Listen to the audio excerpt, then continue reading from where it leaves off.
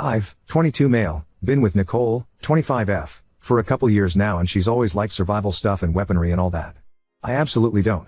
Really bad experiences with knives when I was younger, and Nicole knows about them. We both love Halloween and usually throw a party and dress up and goof around, cook up pumpkin seeds and watch movies. Anyway, the point is Nicole loves doing tricks with her knives, like 5-finger fillet, flicking it open and closed, twirling it etc., and she'll do it when we're watching a show or movie together, forgetting that I've asked her please not to. Or she'll buy a new one and show it off, asking if I wanted to give it first bite, and pout when I say no. 2 days ago she was playing with it again and I asked her why she keeps forgetting and she said wow okay don't insult my intelligence again and then that it was just a knife and therefore not a big deal and therefore not that important to remember. After that, she put away the knife and we continued to have an okay night, but I was on edge and jumpy whenever she touched me. Yesterday she called me into the kitchen. Only she was playing 5-finger fillet. And I startled her and she messed up. Badly. I lost my cool. Screamed my head off, tried shouting what I knew about first aid at her while I raced to grab my phone, complete panic, dialing 911, only for her start laughing and show me that it was a prank involving red food dye and a carrot. She had a nice laugh about how I would have known it was a joke if I wasn't so squeamish about knives, that it's proof I need to get more comfortable, that anyone with passing knowledge knows that it doesn't look like that when something like that happens. She kept explaining how she did it, how she practiced, how she could show me, but I didn't even answer her. It was like my head was underwater and my heart was beating out of my chest. Just moved on autopilot and grabbed my keys and drove a few blocks away before pulling over to breath. Nicole tried to call me and the first thing I said was it wasn't funny at all, and she asked are you crying? Then I hung up on her. She kept texting me, saying she was sorry, that she didn't think I'd react so badly to a joke, that it was just meant to be good fun in the Halloween spirit. I ignored her. I texted her after that I was home but ignored everything else. This morning she sent the picture of the props to the group chat with a few of our mutual friends, and they chimed in saying it doesn't even look real. I've muted the chat since and I'm wondering if I have a leg to stand on before I go back and apologize. Edit 10:15 5:30 p.m. Further update here. It's overwhelming how much of a response this got, and I tried to read all of your comments. Some of them made me laugh, some warmed my heart, others had very hard truths that I still needed to hear, no matter how raw it left me. There are a lot of repeating questions and assumptions. First, we don't live together. At this point I don't think we ever will. Second, I stayed primarily because the good seemed to outweigh the bad. You remember the negatives more than the positive, so obviously I just had to remember her positive qualities instead of being swayed by my focus on the bad times. Plus it was always almost perfect after we had a fight, and I just assumed the boom and bust cycle was normal. I didn't know Nicole liked knives at first.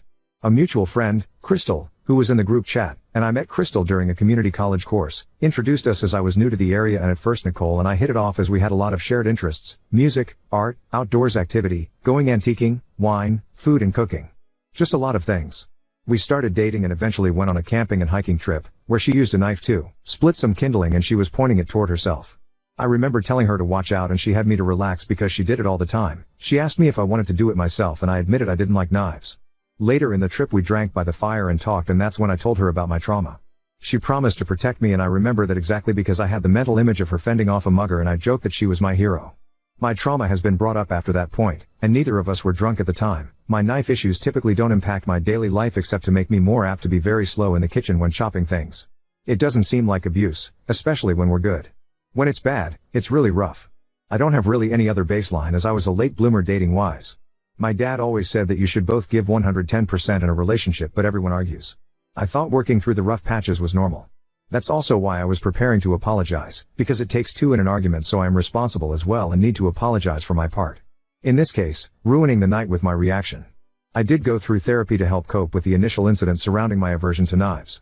I was a lot worse when it happened, to the extent where I couldn't have anyone point the knife in the direction of another living being, or certain songs on the radio that were playing at the time, or certain smells. I've made progress, but clearly not enough to stay with her and deal with her fidgeting with the knives. I will admit to backsliding a bit in that I seem a lot more anxious when I stay the night and can't stay asleep, or having more nightmares, which is why I believed her when she said I was overreacting. Also concerning the fidgeting, it's not a constant thing. Sometimes she'd go weeks without pulling the knife out. Sometimes she'd complain that I only focus on the fact she had used the knife, versus how long she had abstained, which seems reasonable to point out. Update 1. A lot of the conversation is paraphrased with quotes that stuck in my mind. I also kept adding to this as things developed and I'm running on zero sleep, so I'm sorry if it's not very clear. I did reach out to Nicole again yesterday to talk and I went with the intention of standing my ground and explaining things so she could understand my side. She greeted me with, "Thanks for gracing me with your presence," and asked if I was here to act my age and talk like an adult. She slammed the door behind me and pointed to the couch so we could discuss things. Nicole opened with my reaction was unreasonable and completely out of line considering the situation. I said that things need to change because the prank wasn't okay at all and she knows I have issues with knife violence, and I asked what was funny about the prank. She interrupted and said that ultimatums aren't part of any relationship, so I said I don't think this is working out for us. I don't think we're happy together. Nicole froze at first and I started to explain that the knife thing and our respective stances being so different is not fair to either of us. But she repeatedly asked, so you're going to break up nearly 3 years just because of this? I tried to tell her it was more than just this, it was everything else. It was that she keeps forgetting and triggering me, that she loves playing with them but it upsets me, but she started talking over me and yelling that apparently I think she's an idiot and that I'm the best actor in the world because she never knew I felt so horrible, and that maybe I should call the cops on her for abuse. She grabbed her cell phone and offered it to me again and again, saying go on, call, but when I said we just need to talk, she interrupted with no you won't because you know, I know, we both know, no cop is going to arrest me for a joke. Also, I'm not very tall. 5 feet 9 inches and she's only 5 feet 6 inches, but she was standing right in front of me while I was seated, so I couldn't get up without moving her. After throwing her phone on the couch next to me, she stormed into the kitchen shouting that she should get rid of all her knives because I'm so terrified. She threw a few into the sink and then the whole block of knives into the trash, the whole time asking what about this one? Too sharp? Too scary? When I flinched at the noises she said, oh, do you feel threatened? How do you think I feel when I have to defend myself against your feelings? Nicole told me to quit crying, that I can't just use tears to manipulate her, and mocked me when I said please stop. She said she has to walk on eggshells because she has to deal with a boyfriend that can't handle a single joke without running off into the night. It's not hard to not overreact, literally just think before you go crazy. It's that simple, and that it's ridiculous that a grown man can't handle a knife or a gun, and I refuse to let go of my victimhood because anyone normal would have gotten over it by now. It's been nearly 9 years. She called me stubborn and childish for picking this hill to die on, that I'm not innocent. It's not fair that I'm allowed to ignore her for hours but she can't have a little fun, and is my ego really that big? It's sickening that I don't trust her or think she's smart or skilled enough to handle a knife properly, and it's sexist, infantilizing and insulting. At some point I said I think I need to go home, and it was like a switch, and she said please stop crying, I hate when you cry, joked, I think, because she laughed. I guess hibachi dates are off the table, huh? And I should probably take the knives out of the trash now, shouldn't I? She apologized and said since it means so much to me she'll put in more effort. She admitted that I'm such a sensitive guy that if she stopped doing everything that made me uncomfortable she wouldn't be able to do anything. She pointed out that I cried watching my girl the other day as proof that I'm overly emotional, and it made sense that she thought I was just being my normal self, but she was sorry for not realizing sooner it was really upsetting me. She promised she would do her best not to bring the knives out when I'm around. Nicole hugged me and told me to let go. We can get through this, there's nothing we can't get over, and asked for a chance to start over, fresh start tomorrow, no more jokes. It's stupid but I just said yes. I wanted to go home, get out of her house and leave while she was still acting nice, and I didn't hold my ground. I feel like an idiot and a coward. I got home and puked and couldn't get to sleep again. Today Nicole came and dropped off lunch and coffee for me, gave me a kiss and said she loved me, and all the old ladies in the office were gushing about how cute we are together. I'm going to reach out to one of the guys I'm closer to and the friend who set us up to find out when Nicole got so into knives. Because I remember about 7 to 8 months, and it was shortly after the camping trip, and it was Nicole's birthday that she asked for a specific knife as her present, so at least then, but I can't really remember there being anything major before then. I'm going to break up officially with her tomorrow with one of the guys if possible, so I can get my stuff from her place. Update 2. It's been a long while since, and I was uncertain if I could update here or there or wherever. Roll this back over a decade ago for more background. When I was a preteen we experienced a home invasion that resulted in my mother and dog dying and left me with a lifelong phobia of knives and anxiety surrounding blood and break-ins. Directly following the break-in, I was unable to handle a knife being pointed at another living creature. My brain caught on to stupid things and connected them to the events and made them into triggers. Mom's perfume. The sound of glass shattering or a door banging open. A song that was playing at the time. Even now I still hate the song, but at least it doesn't trigger a flashback anymore. Blood on beige carpet featured prominently in my nightmares. I worked extensively with a therapist to process what happened and what I'd seen.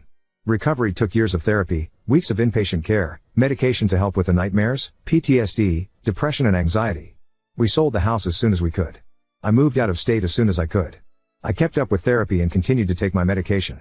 My aversion to knives became something minor in how it impacted my life. I was careful in the kitchen and I certainly didn't search out knife throwing competitions, but it was under control in my normal daily life. It helped that everything seemed to be coming together. I made new friends, I was balancing work and school, I just met the girl who'd become my first long-term adult girlfriend. I know now it was just the honeymoon phase, but it felt like we were progressing well even once infatuation wore off. We stood together through highs and lows and the mediocre middle ground where there's nothing exciting, just the mundane. I thought that was the marker of a steady relationship, to be able to stick together even after the excitement of a new relationship has faded. We went on a few trips together, driving across state lines to meet her family or flying back to see my dad. On one of our trips we went camping and my fear of knives got brought up. That led to the break-in getting brought up. She seemed to care at the time, even promising to protect me if something ever happened and offering to help install a camera in my apartment. After the camping trip, I don't know if it was always there and I noticed it more after or what, but she started to be more obviously into knives. Practicing tricks in front of me, showing videos to me, starting a collection. She even asked for a knife for her birthday that year, showing me exactly which one she wanted. Before, she was into camping, into guns, which ironically I have zero issue with, and how to forage, make shelter, purify water, basic survival stuff, and artillery and tanks. She did multiple courses about military history in college and busted out the textbooks sometimes if she remembered something she thought I would find interesting. But suddenly it seemed like her focus was on carving and skinning animals, on knife wounds and tricks and collecting and displaying knives. She started doing the tricks more often, in front of me, even when sitting next to me on the couch or at the dinner table. She would gesture with the knife without thinking and even point it at me again, one of my major triggers being knives pointed at people or animals. She started sending me videos of news clips of other break-ins, or news reports of robberies ending in murder, between a bunch of other funny videos or pictures, so checking Snapchat became a game of Russian roulette. If I didn't check the links sent through text, she'd keep sending them and ask what I thought. She'd forget she had the knife in hand when she came up to me, sometimes from behind. My nightmares came back. My anxiety got worse. No matter how often I reminded her to please stop playing with the knife in front of me, or at least not next to me, she would always forget after a little bit. Some part of me refuses to believe there's no way she risked bodily harm just to unnerve me. It came to a head when she pulled a prank where she pretended to cut off a finger. We had a huge fight, our biggest one yet. I wish I'd acted differently and hadn't stormed out, but I did. There is a lot about my time with Nicole I would do differently in hindsight. I was so sure I'd just break up with her for good. I don't know why I didn't stay broken up with her. When I did it first, I did it alone because my friend Jack rolled his eyes and called me a PC for wanting backup. So I did it in a coffee shop instead, hoping the public I could be my backup. Nicole stared at me with this affronted expression and it was like I couldn't find the words anymore. Her eyes were huge and wide and hateful. Like I've never seen anyone glare at me like that. She gripped onto the cup like she was going to throw it at me. I had it in my head to bolt the second she moved because I could see it so clearly. But then she started crying, loudly, and kept asking why I would do this to her and that she hoped I found happiness with someone better since she clearly wasn't enough for me despite doing everything to be a good girlfriend. I felt like shit and people were staring so I wished her well and asked if she wanted me to call a friend but she told me to leave her the fuck alone so I did. I hate how I handled the breakup but it felt in the moment like autopilot.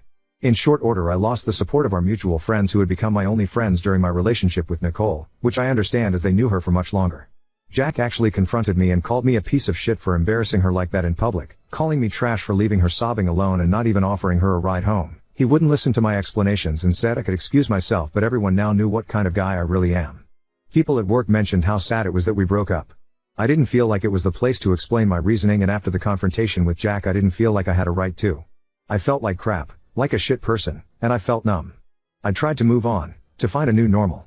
After about a month of us being broken up, she called me and begged for me to come over to help her. She was scared she'd hurt herself. I went to her immediately. I held her all night, helped her wash her hair after days of not being able to bring herself to. She admitted she'd done a horrible thing and that she couldn't stand how she'd treated me, that she wished she could go back and change so we could still be together. Didn't know how to address that, so I just stayed with her the whole night, and the next day at work she came by to drop off a homemade lunch and to thank me for being there for her. I stupidly let myself get sucked back in. I get that it's my fault. Coffee in the morning became dinner and drinks out became movie nights and going to shows and flea markets together because we still had similar interests. One time she even noticed a booth with knives and directed us away, and while yes it wasn't necessary as I could see a knife display and not be freaked out, it was a nice gesture because before she would have gone there and either bought one herself or asked me to buy it for her, one of multiple changes that made me think maybe she was truly making an effort. That at the least maybe we could be friends again. I started to get invited back into the group somewhat. 2 months later she kissed me. We were both drunk and it didn't go any further. I didn't talk to her about it because I thought she didn't remember, but then she approached me to ask if there was any salvaging us, if she'd proven that she was different now and things would be better. I thought maybe. I stayed, because she really had been so sweet, it was like starting over, and we got back together. I was permitted back into the friend group in full, though Crystal had stopped talking to everyone and Jack still refused to talk to me, and while it was awkward at first, soon enough we were acting like we'd never stopped being friends for even a minute. It felt so good to go back to normal, it was like a weight off my chest and like I could breathe again. It was nice for a while. She was so careful about the knives thing and it really did feel so normal and steady. Sure we had small fights but we always made up shortly after and she'd be overwhelmingly loving after the fact. It felt like it was before, so it felt normal. I can't pinpoint when it started to creep back, but maybe when she started watching documentaries on her phone with the sound up high while sitting next to me, or when she'd poke or grab me while I was cutting up dinner then laugh at my startled response. Or she'd scoff if I teared up watching or reading something then tell me later that it was out of fondness not exasperation and I really needed to stop reading so much into it. Or she'd yell at me for forgetting something that she never even told me about and then the next day she'd get frustrated that I didn't insist properly that she was mistaken. Like it was all small things that on their own weren't even that big of a deal and I didn't feel like I could just speak up about it or else I was nitpicking her. In hindsight I was making excuses and clinging to when she was nice to me, trying to do anything to make sure we just stayed happy and without bumps. Part of it was that I knew now that I'd be alone, that no one would understand why I'd throw away a good relationship, that being with her was the best thing that could ever happen to me. We moved in together 4 months after our getting back together. She was hinting around that it was the only way to prove to her that I'd forgiven her and that way we could move on and be happy. She insisted I move into her place because it was easier to move an apartment into a house than the other way around. It constantly felt like she was dangling that night where she was suicidal over me, like one wrong move for me and maybe the next time she wouldn't call for help.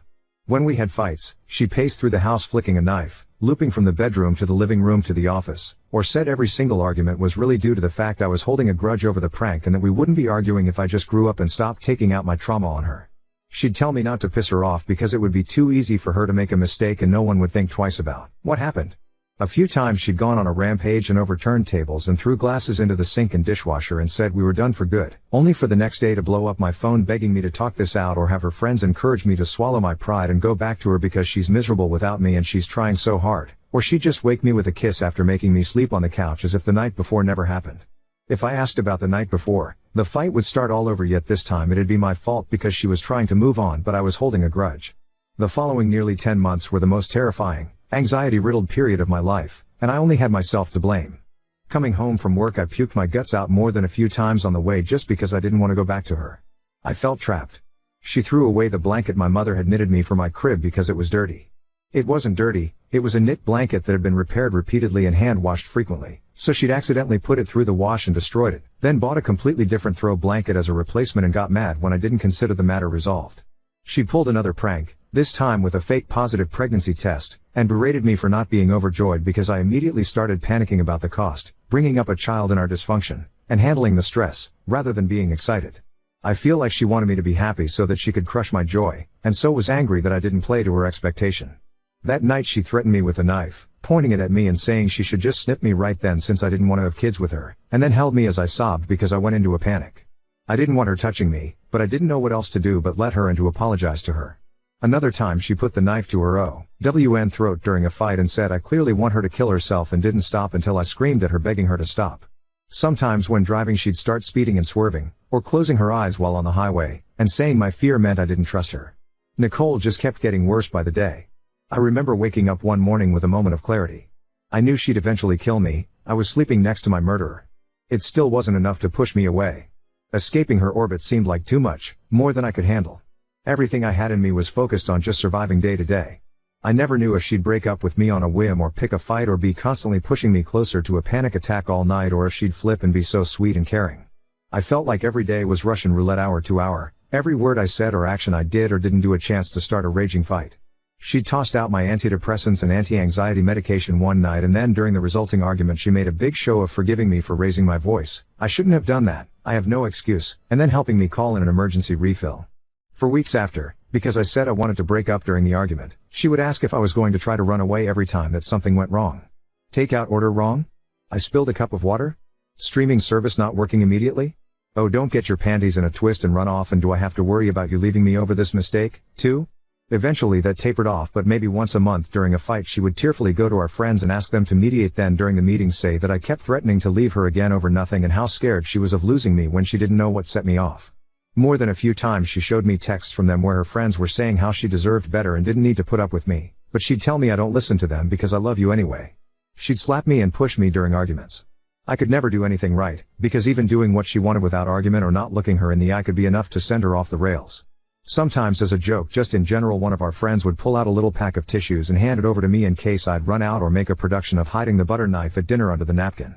It was humiliating but if I spoke up, suddenly I was oversensitive, an embarrassment, no fun, and I had to learn how to deal with adult friendships and jokes, and they'd ask her how she could stand it. As a result I didn't spend much time with them either. Usually Nicole would just go out with them and I'd stay home, which was the most relaxing I've ever felt during that time, except for when she started randomly coming home without any notice or timeline, like saying she'd be home at 6 but then not coming back till midnight or early morning, or saying she'd be gone until 10 and coming early back at 2 or 3, or randomly calling the house phone to make sure I was home and getting angry if she even thought I sounded breathless, accusing me of having left. She started hinting around that marriage would be the logical next step and I was insulting her by not having proposed yet. Then she bought an engagement ring with my credit card and started showing off to all her friends how perfect my choice was. I didn't want to marry her. I felt bad for not wanting to marry her. I wanted us to be happy, and maybe giving her the wedding she wanted would help. I didn't want to marry her. In all those months I never went to sleep feeling safe. I lied awake in bed hyper aware of how close she was and trying to go over in my head if I had behaved well enough to keep her happy and what I could do to prevent another explosion. In hindsight it's sickening how long I let this go on. In the moment it was about all I could think to do. I often woke up with nightmares which would in turn piss her off and set her off in a mood for the next day, but if I suggested sleeping separately she would rage about how I was calling her a shitty girlfriend / fiancé / etc. I started to keep a notebook at work and just writing shit down. Things she'd done or said, incidents and what I'd done to set her off. It helped me feel more sane, and also more like a fucking moron because I could read back on times she actually hurt me and I still hadn't left. Every time I thought about leaving I felt sick inside. I'd lose every social contact I had. I would have to find a new place to live. I'd have to bar her from my workplace, but they can't do anything without a restraining order, and that itself felt like a hurdle too. I dropped all my old friends in favor of her and felt like they'd refuse to even talk to me again. I was the idiot that let her back into my life and rekindled the relationship, despite overwhelming feedback. I was stupid enough to deserve every bit of what was happening, and too dumb to deserve to escape after wasting my previous chances. I hated myself and had frequent fantasies of just ending it all. The worst part wasn't the anxiety and terror though. It was when she was sweet and caring. For example, she always went all out for my birthday or anniversaries or Christmas, with thoughtful gifts, except for the year where she kicked me out for the evening after throwing some decorations at the wall because they stopped working, for which she blamed me because I put them up. She was sweet and gentle one day, or even for a week or two, only to slowly start ramping up the tension until she exploded yet again. She had an uncanny ability to blame me in ways that made me feel responsible for her emotions and for forcing her to react violently. When we drove out to visit my dad for Easter, things started to change. Dad was concerned about how quiet I'd become and that I hadn't come or Thanksgiving or Christmas or even called on Nye like I used to. That I looked tired, unhappy and thin. Nicole was on her best behavior the whole time and even left her knives in the car, even tried to get everyone to focus on the engagement ring, but Dad still saw something was wrong. For 3 weeks after he kept trying to contact me, but she wouldn't let me talk without her in the room, and she checked my phone anytime she left me alone and checked the records online to see if I had deleted any calls. Eventually I managed to get a burner phone and hid it at work, which allowed me to talk to my dad freely. He flew over with my uncle and they helped me gather my stuff from her house. When Nicole started sobbing and begging me to stay, my uncle kept her from the kitchen knives and had his phone ready to call 911 if she tried to hurt herself or us. When Nicole started to insist I was taking her stuff too, even though I was only taking things either I brought with me or I bought for me, I just let it go. She got to keep a few sentimental items of mine and the loss hurt still, but the most important ones I was able to take, like I was able to get all my documentation and cards out of her house. I didn't even bother with the ring. It was just money and she was already acting up. Uncle drove my car home while Dad had me fly with him. I'm ashamed to admit that the months directly following the breakup were almost worse than the time I spent with her, because I was out of survival mode and I couldn't force myself to function the way I used to. I felt like a parasite on my father, unable to get my shit together, falling apart over nothing, being so volatile it frightened me. I'm in therapy again. Sometimes I feel better, like I can see a way forward, but then I feel like I'm back in the thick of it and I'll never go back to normal and I'm permanently broken. Worse, every time I cry or get triggered or have a flashback, I can still hear her voice in my head calling me over, emotional and too sensitive, that I'd be fine by now if I just got over myself, that what I went through wasn't that bad. She sent mail to my dad's house for a while, threatening letters and pleas for me to see reason and stop overreacting, pictures of us that were sentimental, guilt trips. At first I couldn't get a restraining order right away against her because I moved, something about the jurisdictions and courts, but when she sent those letters it helped at least make sure she couldn't continue to contact me. I found my old laptop a while ago and it had the password pre-populated. It wouldn't leave my mind, especially when I read what people were saying.